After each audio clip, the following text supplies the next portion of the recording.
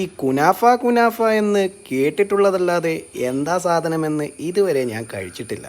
അങ്ങനെ വീട്ടിൽ പറഞ്ഞപ്പോഴാണ് എന്നാൽ പിന്നെ ആക്കി നോക്കാമെന്ന് വീട്ടിലുള്ളവർ പറഞ്ഞത്. അങ്ങനെയാണ് അതുണ്ടാക്കാൻ നമ്മൾ തയ്യാറായത്. ഈ കാണുന്നത് പോലെയൊക്കെ തന്നെയാണ് ഉണ്ടാക്കുക എന്ന് അവർ പറഞ്ഞു. ഞാനത് നോക്കി നിന്നു. ചുമ്മാ അത് നോക്കി നിന്നാൽ പോരല്ലോ, എന്തൊക്കെയാണെന്ന് മനസ്സിലാക്കണമല്ലോ. ഇതിൻ്റെ ഇൻറ്റിഗ്രേറ്റ്സ് എന്തൊക്കെയാണെന്ന് ചോദിച്ചു കഴിഞ്ഞാൽ അതെന്താണെന്ന് എനിക്കറിയില്ല.